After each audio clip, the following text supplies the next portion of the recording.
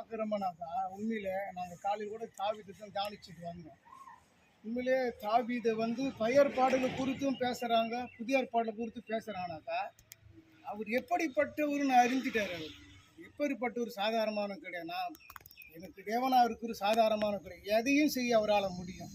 எப்படி நிலைநிறுத்த முடியும், எப்படி உயர்த்த முடியும், அப்படிப்பட்ட ஒரு கோட்பாடுகள் இருக்கிறத பார்க்கணும். அதுதான் இந்த இடம் சொன்ன கர்த்தரை நம்புகிறவன் என்றென்றைக்கு அசையாமல் இருக்கிற சீயோன் பருவத்தில் அப்போ பாருங்க, நம்புகிறவங்க நம்புறதும் ஒன்று தான், விசுவாசிகள் ஒன்று தான்.